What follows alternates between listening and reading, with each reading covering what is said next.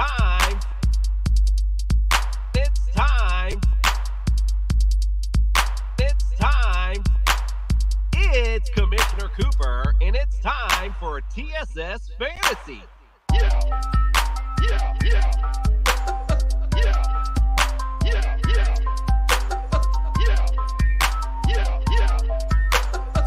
It's Commissioner Cooper, and it's time. How the fuck you got me up this damn early, Jason? It's time. That's right, ladies and gentlemen. It's Commissioner Cooper, and it's time for TSS Fantasy. Yeah! It is a big one indeed, so a big yeah is indeed needed. All right, so let's get things popping tonight. Let's start the introductions. Welcome to the studio, Nick. You got Flandered Macaronis. Yes, hello, good evening, ladies and gentlemen. You can find me on Twitter at YouGotFlandered, and you can also find our lovely, beautiful apparel on where? TSSFantasy.com. Go to TSSFantasy.com, click on the link merchandise, and it'll direct you directly to bonfire.com, where you can find our lovely array of shirts. They come in tank top, short sleeve, and long sleeve. You want it? We got it. All right, good stuff, Nick. And All if we right, don't got it, you don't need it. That's indeed. All right, also welcome to the studio, Dr. Jeffrey Miller. Welcome, sir. Hey there, gentlemen. Glad to be here tonight. And today on the house call, which backfield is now in worse shape than San Francisco's? Oh, I have an idea for that. That's a dun, dun, dun. All right. Don't forget, visit us, tssfantasy.com, for all of our latest stuff. Now, don't forget, it's week 7 coming up. I whittled my little fingers to the bone. We got the rankings up already, so go check them out. They're there for you. Check it out, tssfantasy.com. You can also check out all of our latest shows. Nick mentioned our apparel as well. You can also check us out on social media, Twitter, Facebook, Instagram, TikTok. We got it all. Send us your lineup questions. We'd love to interact with you. Also, don't forget to visit the Belly Up Sports Podcast Network. They have everything from racing to wrestling, basketball, starting that back up. So you want to get involved with them as well. Great shows, so make sure you give them a listen. And you can check us all out on Unhinged Radio, 24/7 Sports Podcast Network. We're on from 8 to 9 a.m. every morning, so be sure to check us out. Make us part of your morning commute. We are the fantasy show of the people. All right, big show. Like I said tonight, we got some great guests lined up for Champs or Chumps. But I got the big guest in to start. Let's welcome to the studio, Dr. Jeffrey Miller. It's time for the doctor's house call. He's the one to call Dr. Miller. He's the one that makes you feel all right. He's the one to call Dr. Miller. He's gonna be your Frankenstein. I got one. Dr. Feel Good, welcome in, sir. Very much appreciated. So, preseason, we talked about a little bit of evidence that was available, specifically as it pertained to injury rates in the NFL running back position.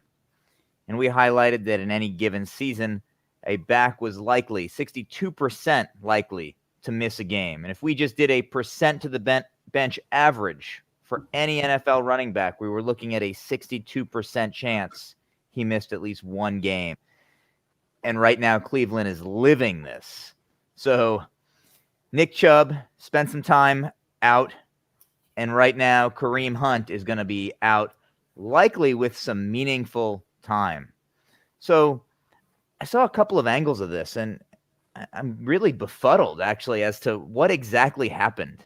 Looked like he was blocking, went out maybe to run a short route, and he just hobbled off. I mean, he hobbled, collapsed, ended up being carried, and then carted off the field. So initial reports are that this is a calf injury, not an Achilles injury, but it is being reported as significant, specifically significant enough that he's likely to be placed on the injury reserve, according to the NFL Network. So this is a really rough blow for the Browns.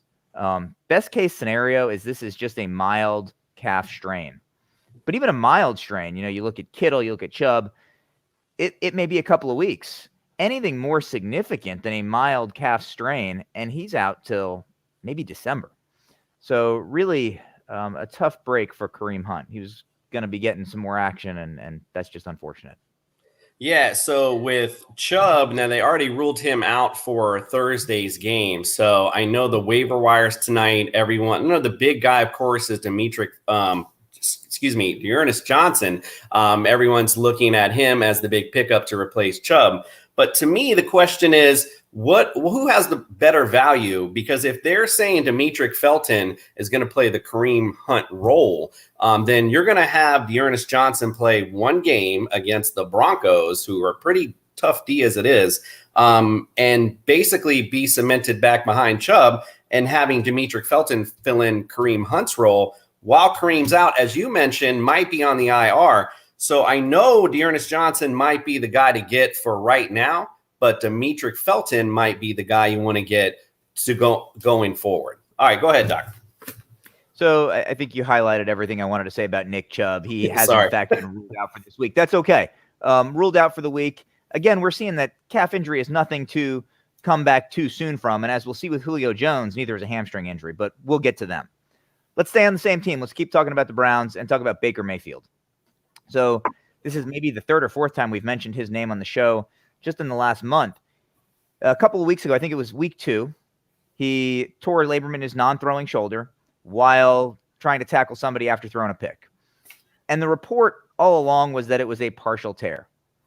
Mayfield's come out and said this is not just a partial tear, this is a more significant full tear of the labrum. Now, the labrum in the shoulder acts as a suction cup to hold the arm, hold the ball in the socket, hold the arm on the shoulder. And in the absence of that labrum being stable, he is at a much greater risk of recurrent subluxation and dislocation. Furthermore, every time that arm pops out, he's going to have more and more labral damage. So for the time being, he's going to be wearing a harness to help give him a little bit more external support because he just doesn't have the internal structure there to support his arm.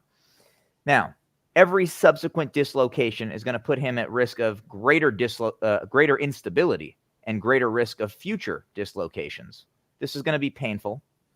Sounds like he's going to try to play through the rest of the season. Essentially, he's going to need surgery. He can either have a big surgery now or a bigger one at the end of the year. But that's the story with Mayfield's left arm.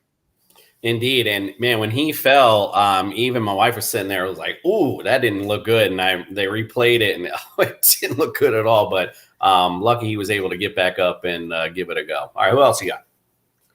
Let's talk about the Seahawks. Got a couple of guys to talk about on the Seahawks. Alex Collins. So with Carson placed on the IR, and we'll have more to come on that in a moment, Alex Collins' value, at least transiently, skyrocketed. But according to Coach Carroll, Alex had a couple of things, and I love quoting coaches because these guys, they have coach speak, not medical speak. Alex had a couple of things, according to Coach Carroll. He got hit in the glute and then hit in the hip, too, in the front of the same side, I believe. So his hip, quote, was kind of jacked up. So Alex Collins has a jacked up hip. Not really sure what the duration of time off is going to be for that, but you can count on Coach Carroll saying it is jacked up. A jacked up hip and booty. All right, gotcha. Heard. All right, who else you got? So, Chris Carson, he's on the IR. This cervical herniation and radiculopathy he's dealing with is significantly worse than I think early reports indicated. And you did a beautiful job kind of comparing this to some of our guys in the WWE. So, Edge, Daniel Bryan, all managed various degrees of this in their WWE careers. But not only is this herniation very painful, but it can cause weakness and numbness in the hand. It's tough to catch a football if your hand is numb, and it's tough to hold a football if your hand is weak. So I don't know what his timeline for return is going to be, but we might look for him to have some type of off-season disc replacement or fusion, which may end up shortening his career. Hope I'm wrong, but that's certainly in the differential as to how they're going to manage this moving forward. Yeah, that's basically what I was getting to, that it was a little more serious than, earlier alluded to. So this could be something, career threatening, so to speak. All right, who else we got? Let's get off the somber stuff. Okay, let me do something uplifting then. We'll stay on the Seahawks, but we'll do uplifting. And this wasn't originally part of the show plan, but I felt like we should mention and just shout out Darrell Taylor real quick. Because I watched this 5 minutes of footage, and your heart sinks when you see somebody who you're worried about is going to have a major neck injury. So as of today, Darrell Taylor's cleared all his neurological tests. No neck injury, according to the team, just soreness. And he hasn't been ruled out for the weekend. And in my mind, whether he plays or he doesn't, the fact that he hasn't been ruled out is extraordinary. And I'm just super happy for him that it's nothing worse. Indeed. All right. Thank you for the uplifting note. All right. Who else we got? All right. Kadarius Toney. So, he kind of shot out of nowhere, had a near 200-yard game, and then had the ankle sprain. Came back probably prematurely. I think grabbed 3 targets, something like that, and appeared to re-aggravate his ankle sprain. Now, sources have indicated it's more serious than a simple sprain. Don't know much about what else is on the radar with this right now, but it's certainly of concern. He's questionable moving forward. Personally, I don't think we're going to see him this week. I don't think we're going to see him play. If it was bad enough to have him sit, it is more than just a grade 1 ankle sprain. All right. Look for another receiver if he's in your roster. Yeah, indeed. And this is a big bye week, so definitely look somewhere else. All right, who else you got? Absolutely. Didn't know it was the Giants bye week. Thanks for catching my error. Okay. That's the second time you fact checked me on the show in the last month. One more strike, I'm out of here. I was trying to transition. I was trying to transition smoothly, man. Get used to it, Doc. Get used to it. I was waiting for the dumbass. I was waiting for it. No, I can't do that. I know, he'll never dumbass you. I can't do that to the licensed professional on our show. I mean, just can't have it. Appreciate that, my friend. Let's go to the Colts. Paris Campbell. So suffered a foot injury, and the reports are that it's a significant foot injury. But whether it's a partial tear of some of his ligaments, whether it's a Liz Frank fracture, whether it's just a really bad turf toe, it's all speculation at this point. It's something significant that, according to the team, might end up ending his season prematurely. Interestingly, with regard to Campbell, he's missed 34 of 48 possible NFL games. So ending this season early is certainly not good whenever contract year comes up for him. Yeah, that's a cold-ass honky for sure. All right, who else you got? We'll stay on the Colts. T.Y. Hilton missed the first few games recovering from neck surgery. Speaking of neck surgery and Chris Carson. But his return might be short-lived. Left the game Sunday with a quad injury. Don't know whether it was just a hematoma, whether it was a strain, but he is, at least right now, questionable. All right, indeed. Who else we got going? Sorry. Who else do we have? We got Julio Jones. So you guys beat him up in the offseason quite a bit. And might have been a reason for it. I thought he was going to resurrect himself, and he's not. He's clearly not. But I think this shows that these hamstring injuries, these calf injuries early in the season can really hamper the entirety of the year. So missed a couple of games with a hamstring, but now he's listed as day-to-day with that same injury after what I would say is a premature return to the field. If you're going right back out with the same injury, you came back too quickly. So Julio Jones, don't count on him for at least another week or two. I mean, I think A.J. Brown this week is definitely elevated, kind of looked like he found his groove. I think Ryan Tannehill finds his groove this week too. I mean, Derrick Henry, although I don't want to pat myself on the back, I told you I was going to be the number 1 running back this year, but he can't keep this momentum up. He can't keep dishing him that much. Or maybe he can. I know I appreciate it anyway. All right, you got anyone else tonight, Doc? Got one more since you mentioned Derrick Henry. What pick did you have in the draft you picked, Derrick Henry? Number 1, sir. You took him number 1. I had number 1 in a draft. You know who I picked? Christian McCaffrey. Didn't learn from your mistake. Made the same mistake you did. So cue the dumbass music. I should have listened to the commissioner. All right, fine. I think Doc just wants one tonight. Let's hit him up. Dumbass. Thank these. They call me dumbass. Black cotton entertainment. Stupid. So, okay. Ladies and gentlemen, do not draft CMC if you have the first pick in the draft. The commissioner did it. The doctor did it. Don't do it next year. I try to warn everybody, and Yeah, you did. So likely a re-injury. There was all this talk that he was going to come back. And then not only does he not come back, but he goes back on the IR with what was keeping him out early in the season. So don't really know what's happening there, except it's unlikely that it was just a grade 1. This was a likely grade 2 hamstring. Hopefully he comes back later in the year, but I'm not counting on it. I might waive him at this point. Yeah, man. Hey, like I said, try to warn y'all. All right. We appreciate your time, Doc. Don't forget, you can check us out. Wake Up with TSS Fantasy on Sunday mornings. As long as Doc isn't on a camping trip, he will be up with us in the morning, breaking down the injuries, letting you know who's starting and who's not. So make sure to check us out. We're going to take a quick commercial break. When we come back, we have our guests for Champ or Chumps, Spoon of Zeke, and Sage Alvarez. Nick, yes, what do you have to say, sir? I just had a question. Ugh. The whole camping thing. Why would you want to go sleep on the ground when you have a perfectly beautiful bed at home? Hey, all right. Nothing better. Yeah. Was that rhetorical or is that a real question? That actually was a real question. There's nothing better than going out in the woods with my 5-year-old son. I would die a happy man if I died out in the woods camping with my son. Man, do we all want to cuddle Dr. Miller right now? And Nick, for asking that question real quick. Dumbass. Thank these. See y'all Sunday. We're hitting that commercial. We get back. Like I said, we got Champs or Chumps with Spoon of Zeke and Sage Alvarez. We'll be right back.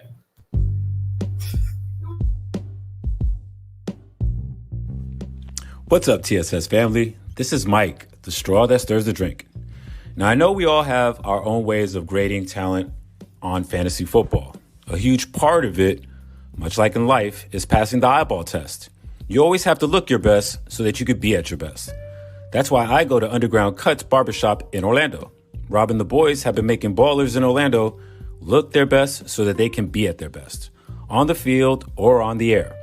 Nobody performs miracles like the barbers at Underground Cuts. So go check them out. They're at 1005 West Oak Ridge Road, Suite 6, 32809, or give them a call, 407-858-0080. Underground Cuts, a proud sponsor of TSS Fantasy, the fantasy show of the people.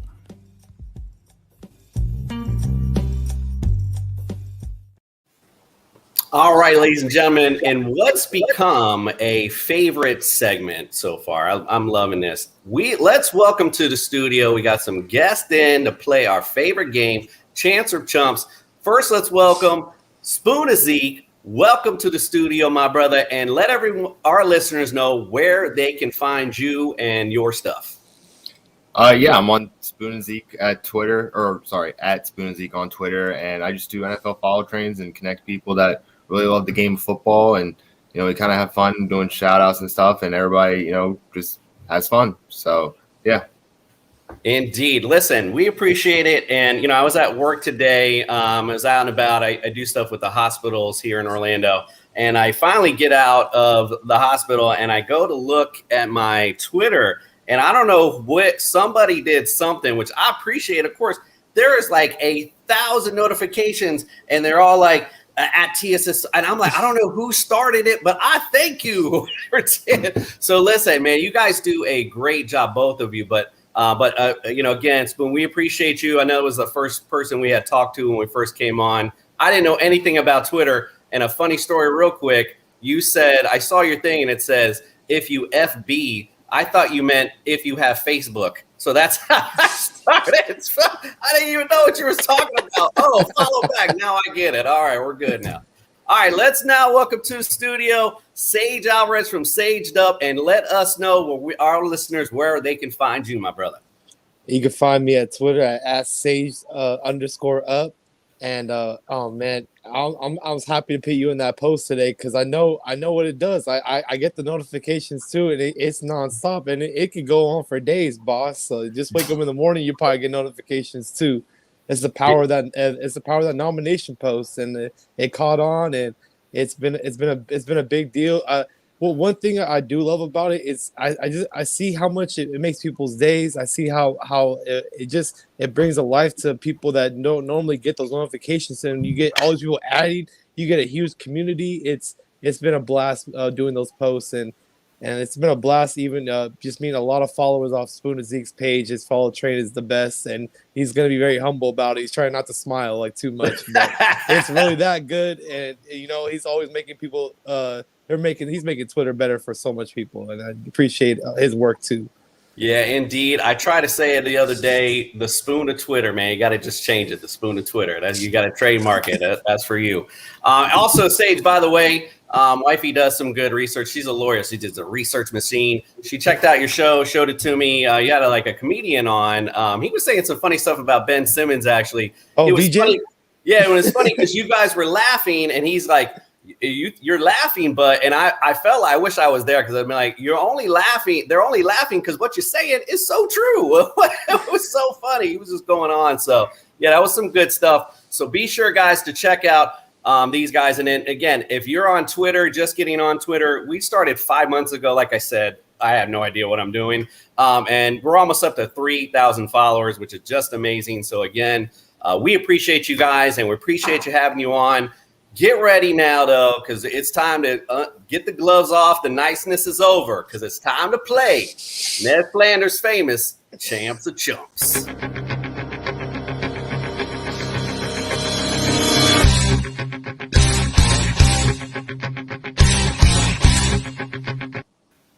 All right, it's Champs or Chumps time.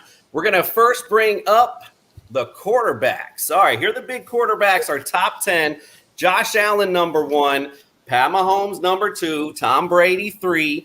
Kyler Murray, 4. Jalen Hurts, he's number 5. Lamar Jackson, number 6, just doing his thing.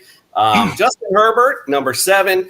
Matt Stafford, 8. Dak Prescott, number 9. Kirk Cousins filled out number 10. I threw Derek Carr on there because just for today, for you, sir, we know Sage is a Raiders fan. I like to set up a little bit with the home team. Makes it fun. So I'm going to go to you first. Give us your first argument for Derek Carr. We're going to do it with champ. That means to get him in the top 10 at the end of the season.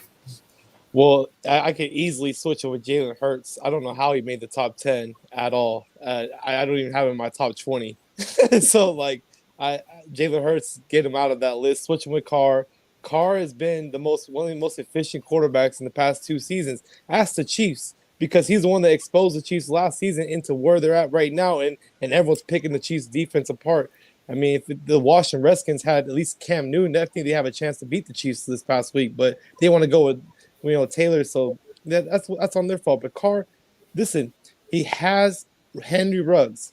He's the ultimate chess piece to that team. He's the reason why Waller is going to be going off on every week, because last week, if you leave Henry Ruggs on soft coverage, he's going to go deep and he's going to make you pay for it. And if you cover him, Waller's wide open. So it was a perfect chess match. It's the perfect offense. Their offensive line is a little. They just have a lot to prove and step up because they have a little. It's a little bit shit. It's a little transition, but they're going to be great by next year. And this offense is just rolling. Derek Carr is doing a great job this year. All right, that's a good case. Although you made wifey leave the room. She heard you talk about Jalen. She's an Eagles fan. She got upset, and I know Nick was all bowing up over there too. So relax. It's all right. It's all right, Nick. All right, Spoon, you up, man? I'm gonna set you up easy. Dak Prescott, bro. Dak Prescott. Give me champ for Dak.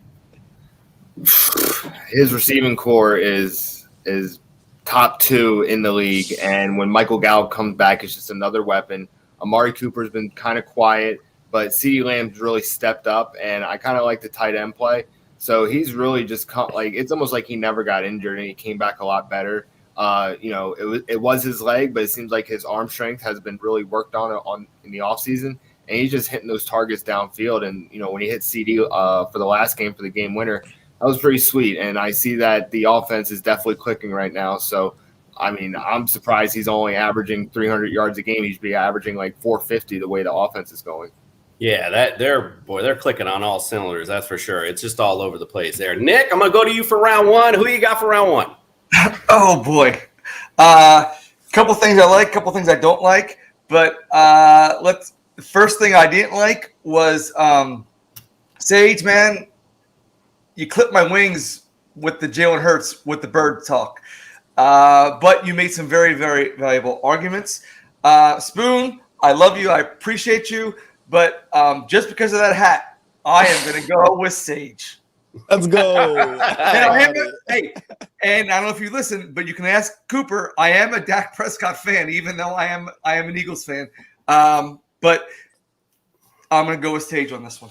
All right, Sage for round one. Bring it up. All right, let's go to round two. We're going to running backs. All right, Derrick Henry, number 1.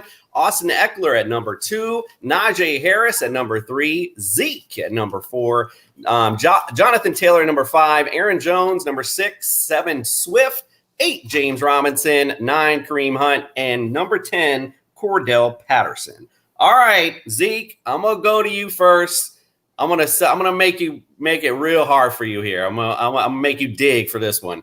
Give me Zeke for a chump. Well, I think that the air attack is more important than the Cowboys offense. He's not like the Derrick Henry type where he's going to get like 25 touches a game. Tony Pollard is going to be the third down back. He's going to take some carries. He's going to take some jet sweeps. But the offense is Dak and CD and Amari. And when Michael Gallup comes back, it's just going to be a more wide open offense. I think the tight ends, provide a threat as well. So it's just he only averages 86 yards a game, and that's okay. But I would like to see 100 yards or, maybe a little higher, maybe 90. So I just don't see him staying in the top 10. Wow. I mean, I know I made you feel uncomfortable there, so I appreciate you getting there. All right, we're going to keep it in Cali for Sage. Let's go Austin Eckler as a chump. I mean, there's a lot. So one, they only get to play the Chiefs twice. So that means when you got the Raiders, you got the Broncos, you got great defenses. So they're going to be stopping them. And then second off, Justin Herbert is a great quarterback. And this is coming from a Raider fan. I'm a big fan of Justin Herbert and just his skill, not on the team he's on. And I believe when you got Mike Williams, I mean, one of the most underappreciated players in fantasy football right now, because when all the people that picked him late in the draft, they're shining right now with the performance he's been putting up, all the deep ball touchdowns he's been getting. And that's another reason why Austin Eckler is in that where I can make an argument against him. Yeah, I mean, listen, good argument, Sage. I'm going to do this round, but listen, I have to give this to Zeke. It'd be disrespectful. I put the man on his toes with his Zeke. He got the whole Zeke, spoon of Zeke, and I made him call him a chump. Great job, bro. I'm going to give this one to Zeke. Round 2 to Zeke. All right, let's go to round 3 with receivers. Cooper Kupp, number 1. Tyreek Hill at 2. Devontae Adams, 3. Mike Williams, just was talking about him, number 4. Jamar Chase, number 5. Justin Jefferson, 6. Hollywood Brown at number 7. Deebo Samuel, number 8, with a bye week. DJ Moore, number 9, and CeeDee Lamb at number 10, bringing up the rear. All right, Sage, we're gonna go to you first. I mean, we were just talking about him, Mike Williams. Let's talk champ.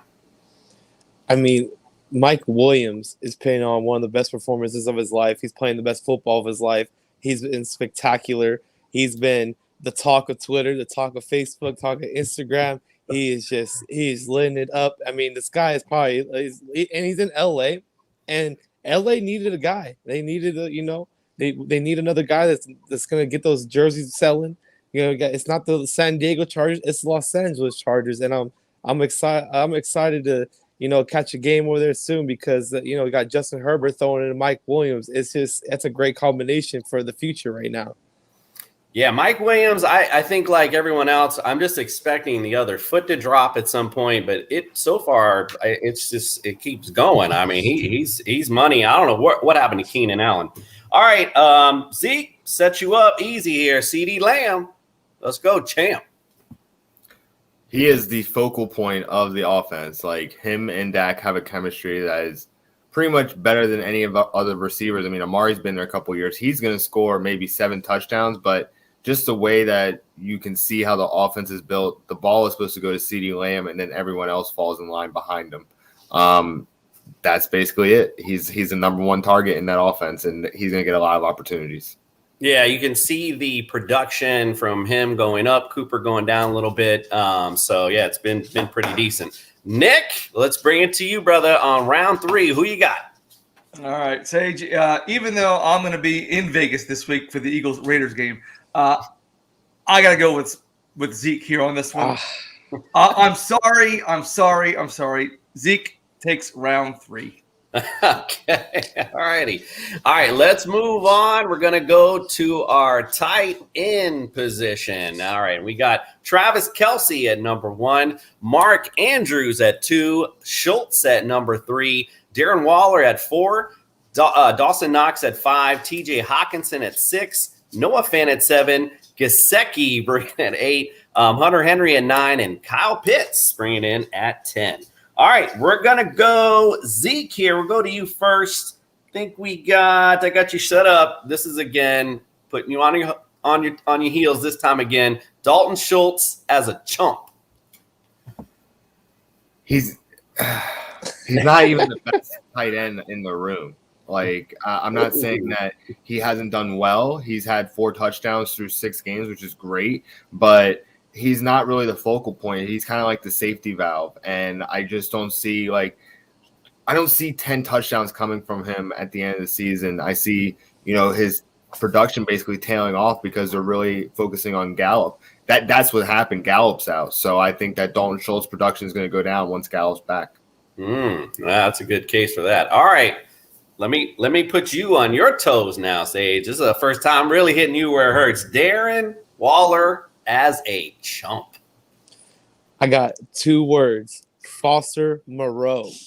And the guy is a great tight end for the Raiders. And he's always being put on packages that he'll slip and he can easily get a 40, 50-yard touchdown. He is someone that if you're not paying attention to, Foster Moreau is always a great sleeper. So he's even a great safety option. Obviously, there's not enough roster spots for really backup tight ends. But if Waller gets hurt, I would immediately pick up Foster Moreau. He's a great option. I hope he say I don't want knock on wood and just hopefully he stays healthy. But if not, like Foster Moreau is a great tight end.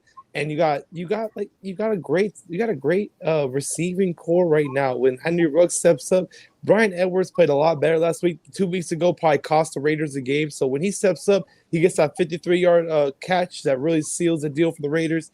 There's a lot to like with the Raiders receiving core. That's why Waller is getting a less yards. He's not number 2, he's number 4. So it's obviously affecting his numbers. Yeah. So the fact that you even uttered the words Foster Monroe, I just got to give you the point. I mean, I don't know what else even to say for that. Like, ding, ding, ding. That was a great job with that, man. That was pulling that one out from the deep ends. All right, let's go. This is it. Final round number 5. We're going to go to defense. Number 1, Bills. 2 Cardinals. 3 Cowboys. 4 Bears. 5 Panthers. 6 Saints. 7 Bucks. 8 is tied at Colts and Vikings. Number 9 are the Packers. And number 10, the Broncos. Sage, let's go to you, sir. Raiders, not in the top 10, but give me a case for them to make it in the top 10 for the end of the season. You got Hayward right now as one of the top PFF was top rated cornerbacks in the NFL right now. So that's a great start. I gotta mention Mad Max Crosby, because the guy is relentless. The guy is getting pressured. Lamar Jackson is glad he's not playing him again because on Monday Night Football, Mad Max Crosby was destroying that line, and he was a force. If you didn't have him double team, he was getting to the quarterback and getting the pressure, and that's a big reason why the Raiders can win a big game like against the Ravens. And who else has success against the Ravens this year? Yeah, wow. Oof. That was big. They did show up big, I have to say, that game, but they've been a little bit off on a couple of games too. All right, Spoon. Here it is. The easy one, the lob. I'm lobbing this one up to you. Put you on your toes. Champ case for the Cowboys. Well, I think that they're going to get it together.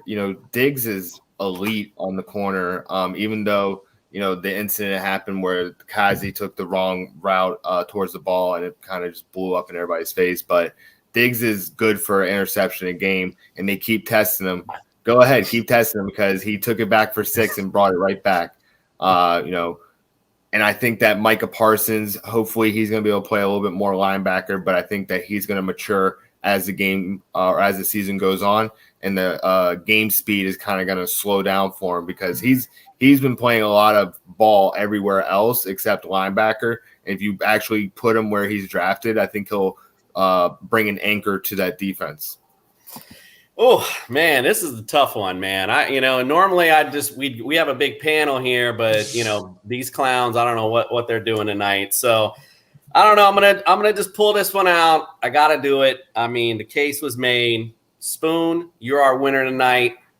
That means Sage, tonight, sir, you are our official dumbass of the week. Dumbass. Thank these. They call me dumbass. Black guy, stupid.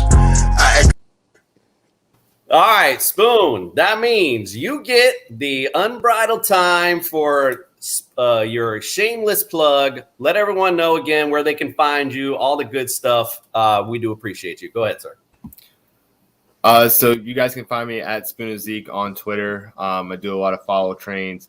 There's a nice little community of people that are really interactive, really engaging. They are real people. I met you through the follow train. And, I also have a YouTube channel, Spoon of Zeke. You guys can definitely check it out. I have a lot of tips on how to get your account better on Twitter, such as engagement, how to use Sage's nomination post, how to use my follow trains. And that's really a lot of the projects that I'm working on. So you can always find me on Twitter, though. Awesome. Well, we appreciate you, champ. All right, Sage. I know we put the dumbass on you, but we don't be too disrespectful. You get your time as well. Let everybody know where they can find you. Your shameless plug. Go ahead, my friend. All right, you guys can find me. I have a live sports talk show Monday through Friday, 12:30 Pacific Standard Time. It's on Today's California on Facebook, Today's Canada on Facebook, and CoachellaValley.com, as well as Coachella Valley Facebook, as well as my Twitter account, @SageDub. And you can also follow me on Instagram at @SageDub. And at Facebook, you can add me at Sage Alvarez. I'll add you as a friend. Well, listen, if you're listening to our podcast, hopefully you have the ability to pause and pull that back a little bit and then take notes and then pull it back again so you can get everywhere Sage is at. He's everywhere, guys, but he is the man. You guys are the men. We appreciate you guys. Next week, we're going to have the beer bowl. It's going to be the fantasy brew review versus craft brewed sports. So it's good. Everyone have a beer next week when we do this. Listen, guys, again, we do appreciate having you on tonight. Hopefully you can come on again. I hope you guys had fun. That's what it was for. And again, in all honesty, and everyone listening, please check these guys out. They really do some great work, and it's just all about good stuff, about good vibes and good stuff that they do. So we, again, do appreciate you. All right, we're taking a commercial break. Taking a commercial break, and when we come back, we'll talk about some rankings and Thursday night and Monday Night Football. Ooh, that smells so good. What'd you guys get? I got the Rasta pasta. It's really good. What'd you get? I got the shrimp and white rice. It's covered in this amazing jerk sauce. Did you know it's their signature jerk sauce that they actually make here, and we're taking a bottle home? I got the jerk chicken. I'll give you some of mine if you let me try yours. No, I'm not sharing this. This is all mine. And I'm already done. Wow. And don't forget, if you're looking for a Jamaican cuisine, real spicy finger licking good, check out Irie Vibes at 313 Central Avenue, Albany, New York. Remember, that's where the licking is good. That's where the licking is good indeed. All right. Well, that was a fun game, Nick. Hope you enjoyed it. Now we are on. Let's talk about last night.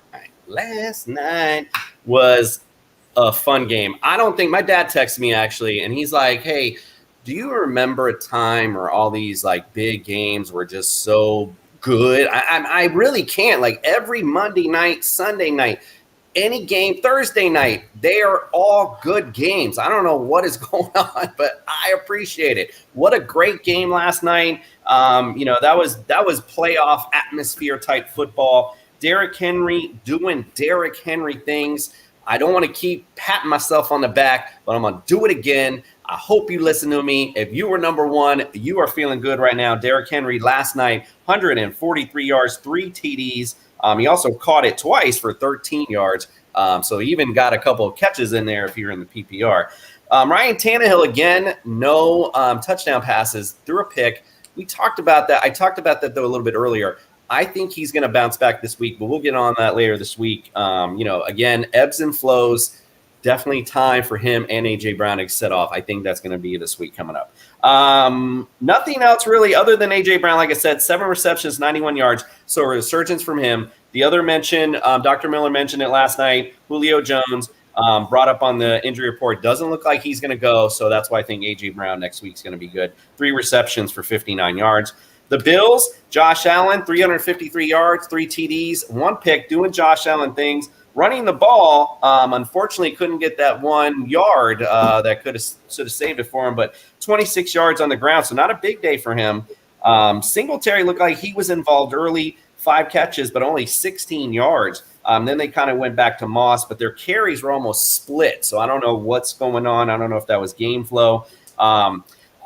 Emmanuel Sanders had a decent night, 4 receptions, 91 yards. Stephon Diggs finally showed up, 9 receptions, 89 yards, 1 TD. That would make him worthy of where you picked him at. Cole Beasley, he came out of nowhere with 7 receptions, 88 yards, and a TD. Dawson Knox also looked like he was a little banged up, but didn't perform that well as well.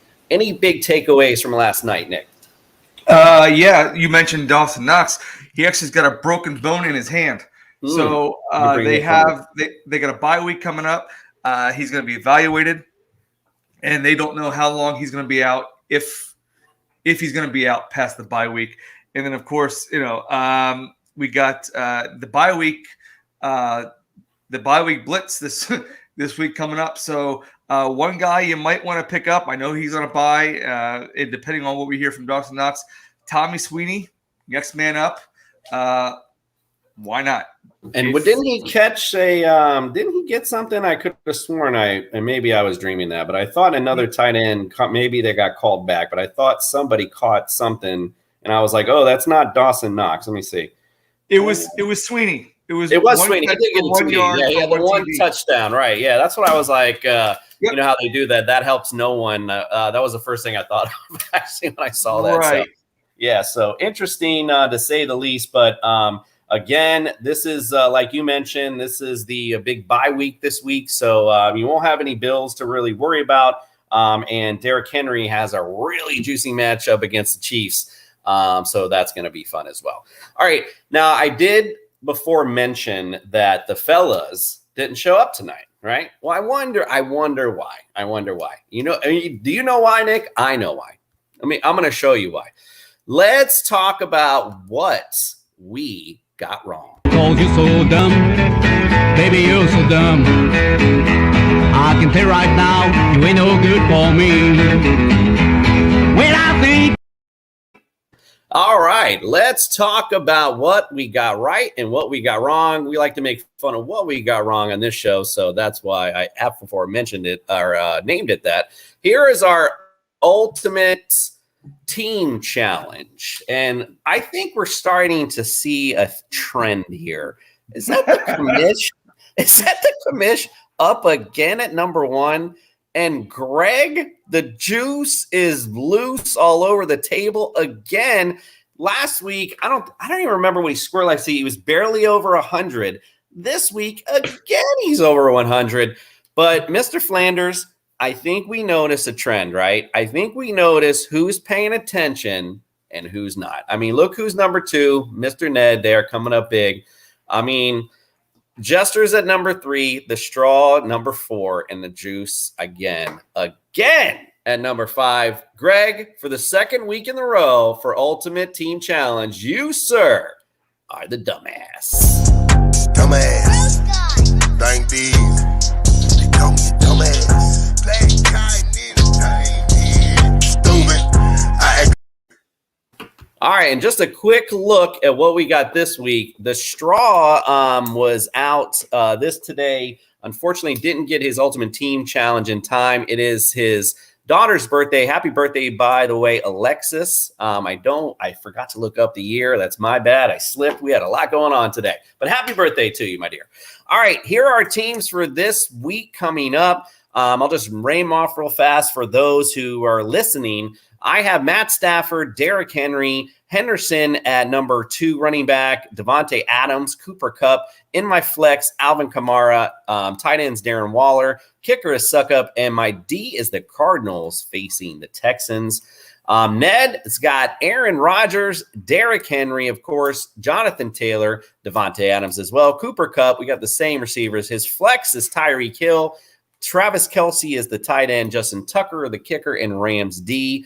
Jester, Kyler Murray, Derrick Henry, Jonathan Taylor, Devontae Adams. I don't know. I don't think this is really going over well. You probably don't care. If you want to check it out, just check it out next week. I'll be dominant again. All right. We'll talk about our starts and sits too. And again, we talked about this before. It's kind of 50-50 sometimes. But when you look at it, some of us had a pretty decent week. Some of us did not. So far, what the big thing I got right was Matt Stafford last week was a start, 26.24 points, did pretty well for you. Also, James Robinson. Something I got wrong was Jamar Chase didn't have a great day, 9.7, so nothing really huge there. And also on the wrong, when I go to my sits, Derek Carr, I put as a sit. He had a decent day. And also Adam Thielen, 18.8 points. So that was wrong. The Jester, he got what he definitely got wrong was David Mills as a start of the week as quarterback, 8.22 points. We questioned it then. Again, we're all laughing at his resurgence of love for Jonathan Taylor for 27.8 points. If you've listened to anything, that's all he's done is complain about him, but he brought him up as a starter. As for his sits, again, what he got right was Keenan Allen. Again, I aforementioned him. I don't know where Keenan Allen has gone, but he has definitely disappeared. So he nailed that one for sure. Flanders, for yours, you got right Stephon Diggs. I just mentioned he finally showed up and you nailed it. So great job on that one. Got wrong, however, Antonio Gibson. However, got to get a little slack. Can't predict injuries. No biggie, feeling you there.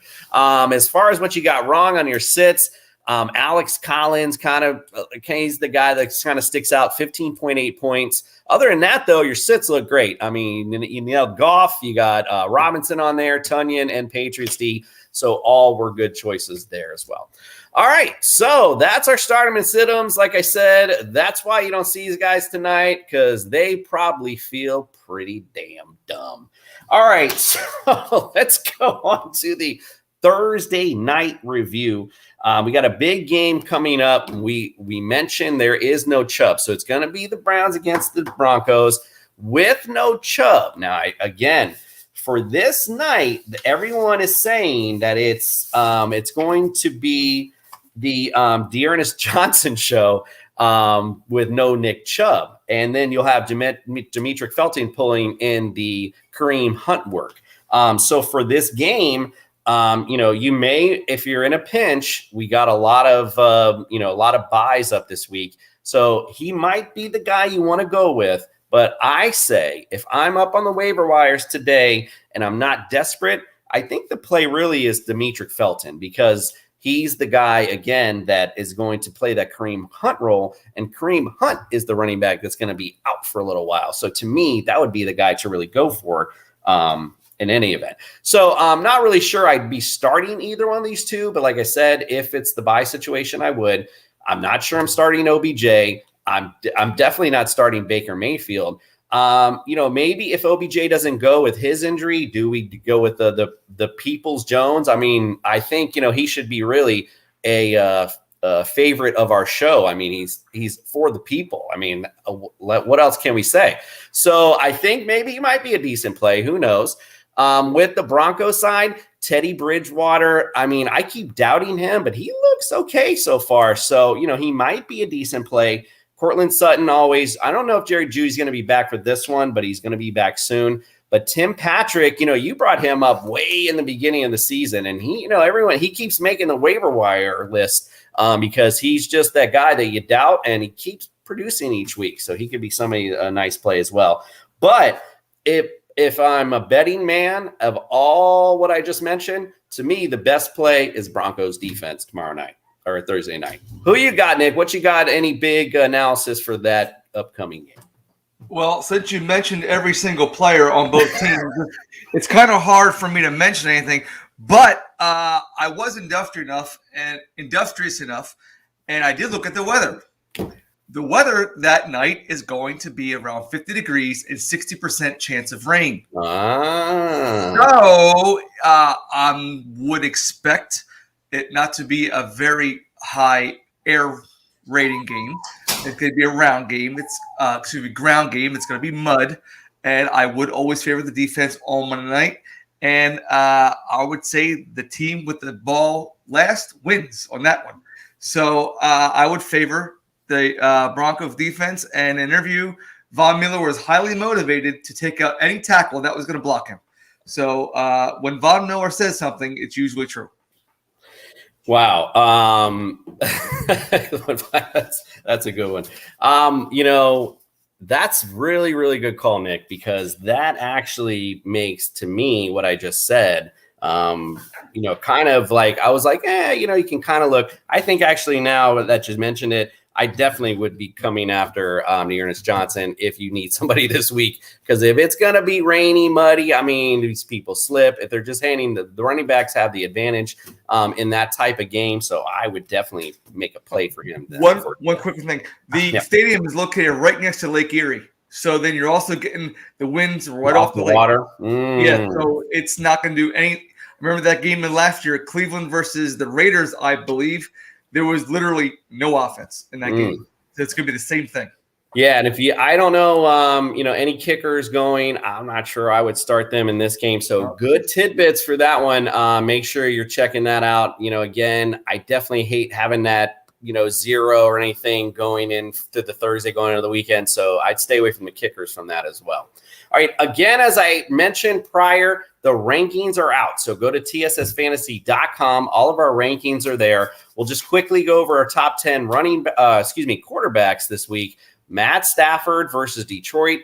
Kyler is number 1. Kyler Murray versus Houston at number 2.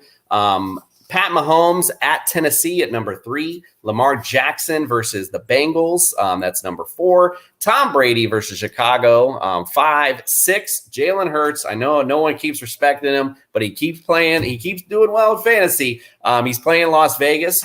Ryan Tannehill, juicy matchup, mentioned earlier, KC.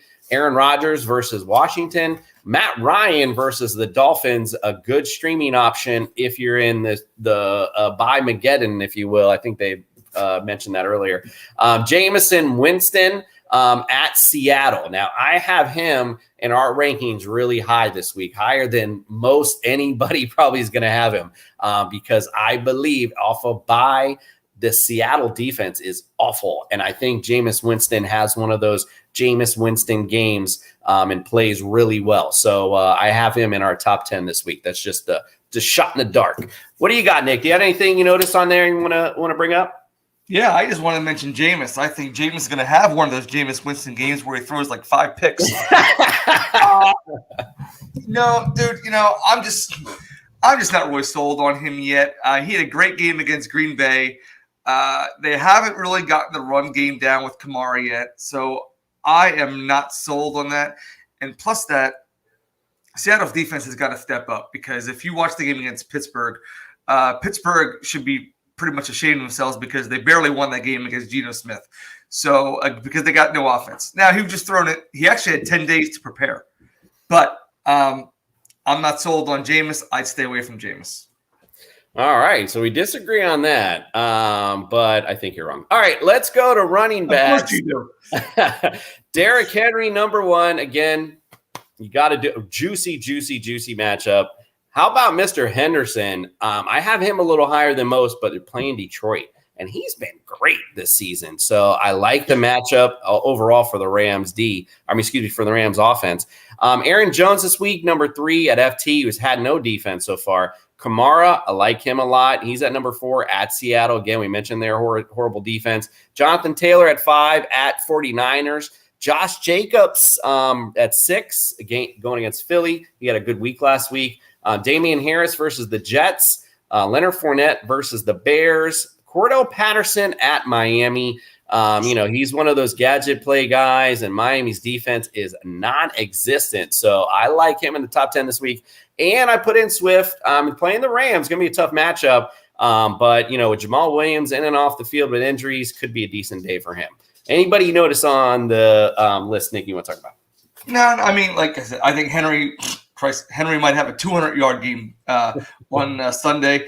And Henderson has really proven wrong. I wasn't sold on him at the beginning of the year, but he's got a nice schedule, and that offensive line is really run blocking for him very well. So Henderson is your guy. Yeah, no, he's been good money all season so far. All right, real quick, we'll go to the receivers. Cooper Kupp, number one. Again, talked about that matchup like the Rams offense at Detroit. Versus Detroit at home. Tyreek Hill at 2 versus at Tennessee. Devontae Adams versus FT. DJ Moore at the Giants. It's a good, juicy matchup for him. Hopkins versus Houston. Again, another good matchup. Deebo Samuel versus the Colts. Terry McLaurin at Green Bay. Calvin Ridley at Miami. Jamar Chase at Baltimore. And A.J. Brown versus KC. Anybody on there, Nick, you want to talk about? McLaurin. McLaurin, we've been raving about him, but he did not look good last week. He didn't practice too much. He was injured. Green Bay is no slouch on defense. I wouldn't sit McLaurin. I mean, you have to play McLaurin, but I wouldn't expect maybe a 15-plus point game from him. So start him, but don't expect greatness. Yeah, no, agreed. Yeah, it was definitely Scary Terry last week for sure. He earned the name for most fantasy owners. Not for good things. Exactly. Tight ends, Travis Kelce at Tennessee at number 1. Mark Andrews, he's been great all year versus Cincinnati. Tough matchup, though. Darren Waller, I got him a little higher this week, playing Philly. Kyle Pitts at Miami. Miami notoriously bad against big receivers and tight ends. I like him a lot this week. TJ Hawkinson against the Rams. Goddard against the Raiders. Fana against the Browns, Gesicki at Atlanta, Tyler Higbee versus Detroit, Hunter Henry at the Jets. Anyone there you want to talk about, Nick? I like the Miami-Atlanta matchup for both those tight ends. They're very porous. That's going to be my word of the year. Porous on defense, especially to the tight ends. So, again, Gesicki was supposed to have a big game against Tampa. He didn't do it, but he did do it the following week. So look for bigger things to come, especially now that Tua is back in the lineup. Yeah, I think that might be a interesting fantasy game in general. It might be some good points all the way around. Who knows? All right, real quick, I'll just run through the D because we got to get running. Cardinals versus Houston. Ram versus Detroit. Saints at number 3. Broncos at number 4. Bucks versus Chicago at 5. Panthers at 6 versus the Giants. Ravens playing the Bengals. I like Joe Burrow too much. Patriots versus the Jets, which I got to raise that up. I just noticed that. That's got to go higher. And we're going to go Browns versus the Broncos at number 10. I'll just mention that that will change because the Patriots versus Jets, I don't know what I was doing there. They're definitely going to be bumped up a little higher. I like that matchup a lot. All right, Nick, we're going to get out of here. We're up against it. I hope you all had fun tonight. That was a great show with the Champs and Chumps segment. Next week, like I said, we'll have our beer bowl where we're going to have craft brewed sports going against the fantasy brew review. So say that 3 times fast. Don't forget, check us out, tssfantasy.com. Check out all of our rankings, all of our new stuff. Nick always mentions all of our great apparel. It looks good in the blue, looks good in everything. So don't be a Grinch. It's about to be Christmas time, so you want to get those gifts out. We appreciate you, and don't forget, we'll be on live Friday at 9:30. Hit subscribe to our YouTube, or you'll hear us in the morning.